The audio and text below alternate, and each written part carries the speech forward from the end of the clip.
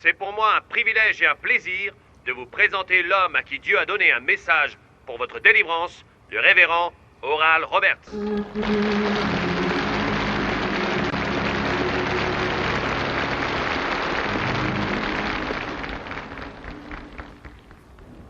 J'aimerais attirer votre attention au livre de Daniel, chapitre 3. Commençons à lire au verset 13. Alors Nebuchadnezzar, irrité et furieux, donna l'ordre de faire venir Shadrach, Meshach et Abednego. Ces hommes furent amenés devant le roi. Nebuchadnezzar prit la parole et leur dit, « Est-il vrai, Shadrach, Meshach et Abednego, que vous ne servez pas mes dieux, que vous n'adorez pas la statue en or que j'ai dressée ?» Shadrach, Meshach et Abednego répliquèrent au roi Nebuchadnezzar, « Nous n'avons pas besoin de te répondre à ce sujet. S'il en est ainsi, notre Dieu que nous servons est capable de nous délivrer de la fournaise de feu ardente, et il nous délivrera de ton pouvoir, ô roi. Sinon, sache, ô roi, que nous ne servirons pas d'autres dieux, et que nous n'adorons pas la statue d'or que tu as élevée. » Sur quoi Nebuchadnezzar fut rempli de fureur, et il changea de visage en tournant ses regards contre Shadrach, Meshach et Abednego. Et il reprit la parole, et ordonna de chauffer la fournaise, 7 fois plus qu'il ne convenait de la chauffer. Puis il commanda à quelques-uns de ses plus vigoureux soldats de son armée de lier Shadrach, Meshach et Abednego, et de les jeter dans la fournaise ardente. Et ces 3 hommes, Shadrach, Meshach et Abednego, tombèrent liés au milieu de la fournaise ardente. Alors le roi Nebuchadnezzar fut effrayé, et se leva précipitamment, il prit la parole et dit à ses conseillers, « N'avons-nous pas jeté au milieu du feu 3 hommes liés ?» Ils répondirent au roi, « Certainement, au roi. » Il reprit et dit, « Eh bien, je vois 4 hommes sans lien, qui marchent au milieu du feu et qui n'ont point de mal. Et la figure du 4e ressemble à celle d'un fils des dieux. » Ensuite, Nebuchadnezzar s'approcha de l'entrée de la fournaise ardente et prenant la parole, il dit, « Shadrach, Meshach et Abednego, serviteurs du Dieu très haut, sortez et venez. » Et Shadrach, Meshach et Abednego sortirent du milieu du feu. Les satrapes, les intendants, les gouverneurs et les conseillers du roi s'assemblèrent. Ils virent que le feu n'avait eu aucun pouvoir sur ces hommes, que les cheveux de leur tête n'avaient pas été brûlés, que leurs caleçons n'étaient point endommagés, et que l'odeur du feu ne les avait pas atteints. Comme un diamant sur un coussin de velours, la ville de Jérusalem, située exactement au centre géographique de la terre, c'était la ville de Dieu, le grand roi. Beaucoup plus loin, au sud-est de Jérusalem, il y avait une autre ville, la plus grande et orgueilleuse des villes que les hommes aient construites. Babylone, fabuleuse, puissante Babylone. Le monde pense et parle encore de Babylone aujourd'hui. Ces murs faisaient 300 pieds de haut, et en haut, ils étaient si larges que 8 chars pouvaient y faire la course côte à côte. Et à l'intérieur des murs étaient les fameux jardin suspendu que Nebuchadnezzar construisit pour son orgueil et sa vanité, une des merveilles du monde ancien. Nebuchadnezzar prit sa légion concurrente, sortit et parcourut toute la terre connue et conquit le monde, et emmena en captivité la fleur de la nation, et parmi eux les dieux du peuple. Quand Nebuchadnezzar, cet homme orgueilleux et vaniteux, vit sa conquête, et vit ses multiples dieux, et réalisa qu'aucun pouvoir sur terre n'avait été capable de se tenir devant son armée, il décida de se faire lui-même Dieu. Et il fit une image de lui-même d'or pur de 100 pieds de haut, et l'érigea dans la plaine de Dura. Et il donna l'ordre qu'au son de la musique, toute personne sur terre devait se prosterner, tourner sa face vers l'image et dire « Grand est Nebuchadnezzar notre Dieu, grand est Nebuchadnezzar notre Dieu. » Et un jour il prit ses légions élites et marcha dans le désert miroitant de sable brûlant, assiégea la ville de Jérusalem, la ville de Dieu le grand roi, abattit les murs, écrasant le temple, détruisit la ville, rendit captifs la fine fleur des nations, de beaux jeunes princes hébreux, des hommes comme Shadrach, Meshach et Abednego. Et il leur montra cette terrible fournaise de feu ardente. Il leur dit qu'il la chaufferait 7 fois plus qu'habituellement. Il a dit, tu te prosterneras ou tu brûleras. Et ces jeunes hommes, ces jeunes serviteurs du Dieu très haut, ont dû faire face à une inévitable réalité de la vie. Votre religion va être éprouvée. Votre foi devra être testée. Et il y a un diable dans ce monde qui n'aime pas Dieu et n'aime pas le peuple de Dieu. Et il fut dit à ces jeunes hommes, vous vous prosternerez devant mon roi, ou vous brûlerez dans ma fournaise. La religion, la vraie religion, va être éprouvée. Vous n'irez pas au ciel comme sur un tapis de fleurs. Vous n'allez pas échapper à la colère du diable. Il y a des gens qui se lèveront contre vous. Ils vous persécuteront d'une manière inconcevable. Le diable te dira, si tu sers Dieu, je vais mentir sur toi, je briserai ta réputation, je te persécuterai, je te pourchasserai. Si tu ne te soumets pas, tu brûleras dans ma fournaise. Le diable dira tous les mensonges possibles. Mais laissez-moi vous dire ce que les trois enfants hébreux ont dit.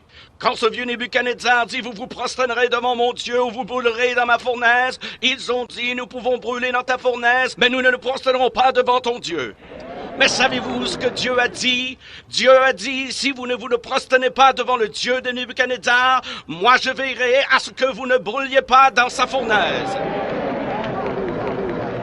Dieu recherche des personnes qui ont pris leur décision, qui vont remettre leur sort dans les mains de Dieu, qui vont recevoir du Saint-Esprit un salut profond, sincère, ancré et fondé sur le roc. Le genre de religion qui remonte le long de ta colonne vertébrale, redresse ta vie tortueuse et fait quelqu'un de toi. C'est ce que Dieu recherche. Nous avons compromis cela. Et ceux qui ont fait ce compromis, ils brûlent. Ils n'ont pas la puissance de Dieu. Ils n'ont pas l'onction de l'Esprit. Ils n'ont pas la foi qu'il faut pour vaincre les fournaises ardentes de la vie. Non seulement avons-nous compromis le salut qui vient du cœur, nous avons aussi compromis l'onction de l'Esprit de Dieu. Nous ne pouvons pas faire le travail de Dieu à moins que nous soyons loin pour le faire. Vous devez avoir l'Esprit de Dieu sur vous. Vous lisez votre Bible, vous regardez l'histoire religieuse. David, Moïse, Élie, Samuel, Pierre et Paul et Jean, les hommes qui ont délivré leur génération, les hommes qui ont eu la puissance de Dieu, avaient l'onction de Dieu. L'Esprit est venu sur eux. Les gens disent, frère Robert, que voulez-vous dire par l'Esprit? Que voulez-vous dire en disant que nous devons être loin? Bien, mieux vaut le vivre que l'expliquer. Je sais que quand je ne suis pas sous l'onction, je n'ai pas la puissance de Dieu. Quand je ne prêche pas avec l'onction, ne prie pas avec l'onction, de grandes choses n'arrivent pas. Mais au moment où l'onction vient sur moi, les gens sont délivrés. Pourquoi? L'onction brise le joug. L'onction brise le joug. L'onction brise le joug. L'onction brise le joug. L'onction brise le joug. L'onction brise le joug. L'onction brise le joug. L'onction brise le joug. L'onction brise le joug. Qu'est-ce qui brisera le joug du péché? C'est l'onction de l'Esprit de Dieu. Qu'est-ce qui brisera le joug de la maladie? C'est l'onction de l'Esprit de Dieu.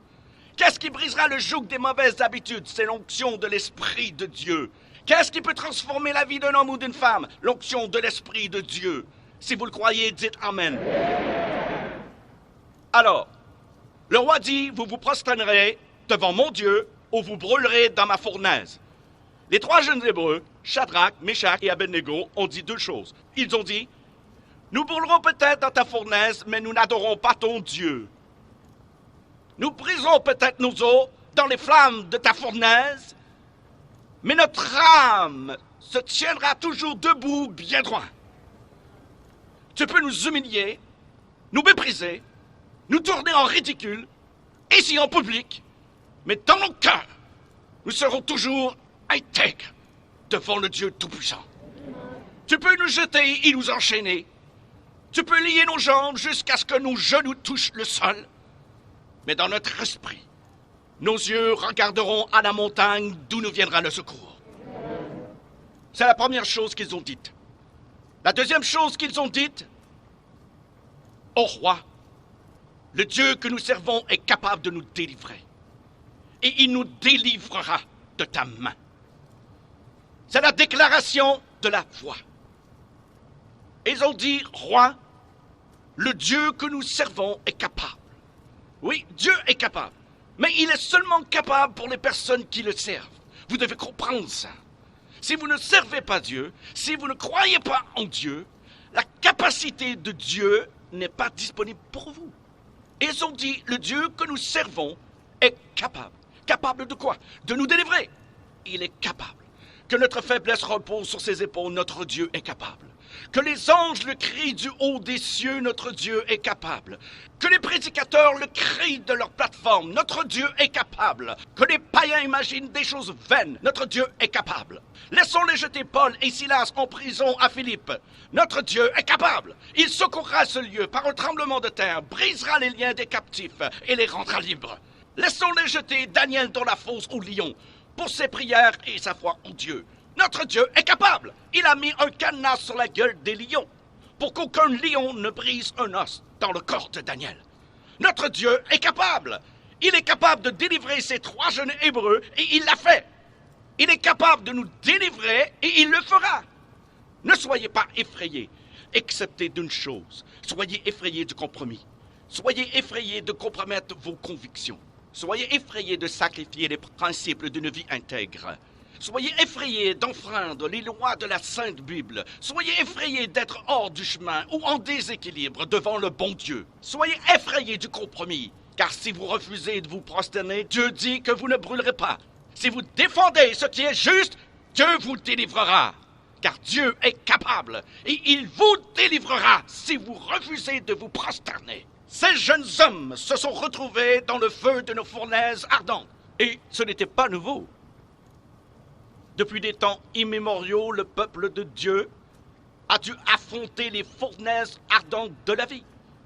Joseph a dû en affronter. Il a été vendu par ses frères en esclavage. On l'a emmené en Égypte et emprisonné dans la maison d'un homme. Oui, il savait ce que c'était que d'être vivant dans le feu d'une fournaise ardente. Mais Dieu l'a délivré. Daniel a été mis dans une fournaise ardente. Parce qu'il priait Dieu 3 fois par jour, il a été jeté dans la fosse aux lions. Job, à cause de son intégrité envers Dieu, a été frappé par le diable d'un ulcère malin, de terribles maladies depuis la tête jusqu'aux pieds. Vous savez, les fournaises ardentes peuvent prendre plusieurs aspects et plusieurs formes. Parfois, c'est la maladie, parfois la pauvreté, parfois la privation. Parfois, c'est la trahison d'une amitié, c'est la haine, la vengeance. Ça peut être n'importe quoi. Ça t'amène à crier pour ta vie. Ils se sont retrouvés au milieu du feu, d'une fournaise ardente. Mais le vieux roi n'était pas tranquille. Il ne faisait que tourner en rond. Il n'arrêtait pas de penser à Shadrach, Meshach et Abednego. Et peu de temps après, il est venu et a dit « Ouvrez la porte et laissez-moi regarder. » Ce qu'ils ont fait. Et quand il a regardé, il a presque eu le souffle coupé. Il appela ses conseillers et ses hommes de loi, et il dit « Messieurs, n'avons-nous pas jeté 3 hommes liés au milieu du feu ?» Ils dirent « C'est vrai, ils étaient 3 au roi. » Il dit « J'en vois 4. » Ils sont déliés, et ils se déplacent. Ils n'ont aucun mal, ni blessure. Et l'apparence du 4e est comme le Fils de Dieu. Le 4e homme a répondu à l'urgence de leurs besoins. Maîtrisons les flammes crépitantes, s'emparant de ce feu violent et libérons ses enfants. Qui est ce 4e homme? Je vais vous dire qui il est. Dans la Genèse, il est la semence de la femme. Dans Exode, il est l'agneau pascal. Dans Lévitique, un grand prêtre. Dans Nombre, une colonne de nuée le jour et une colonne de feu la nuit. Dans Deutéronome, il est le prophète comme Moïse. Dans Josué, il est le capitaine de notre salut. Dans Juge, il est notre juge et législateur. Ruth, il est le rédempteur. 1 et 2 Samuel, il est un prophète de confiance. Dans Roi et Chronique, notre roi qui règne. Dans Esdras, le scribe fidèle. Dans Néhémie, le reconstructeur des murs détruits de la vie humaine. Dans Esther, notre Mardoché. Dans Job, il est l'aurore du ciel et notre éternel rédempteur. Dans Psaume, l'Éternel notre berger. Dans Proverbe et Ecclésiaste, notre sagesse. Dans Cantique des Cantiques, il est l'amoureux de l'époux. Dans Ésaïe, il est le prince de paix. Dans Jérémie, il est le germe juste. Dans Lamentation, le prophète qui pleure. Dans Ézéchiel, l'homme aux 4 visages. Dans Daniel, le 4e homme de la fournaise ardente.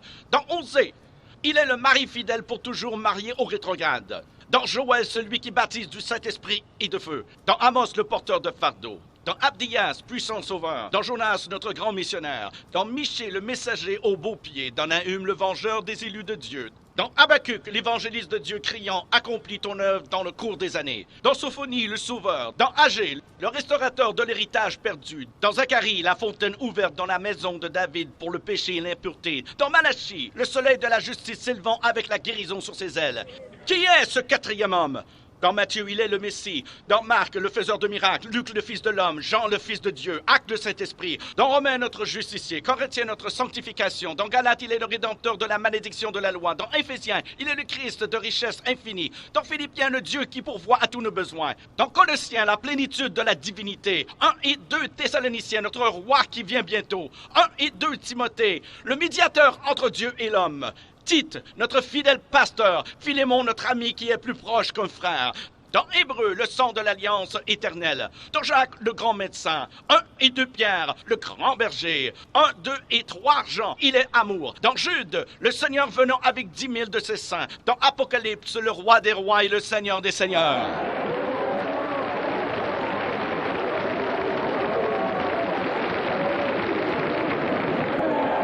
Qui est ce quatrième homme? Je vais vous dire qui il est. C'est le sacrifice d'Abel.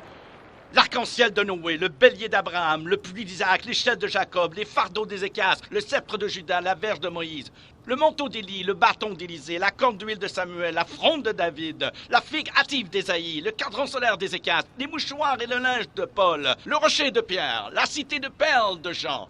Il est un mari pour les veuves, un père pour les orphelins, pour ceux qui voyagent en pleine nuit. Il est l'étoile brillante du matin, pour ceux qui marchent dans une vallée solitaire. Il est le lys des champs, la rose des sables, le sarment de vie et le miel du rocher. Qui est-il? Qui est le quatrième homme? Il est Jésus! Il est Jésus, le Fils de Dieu!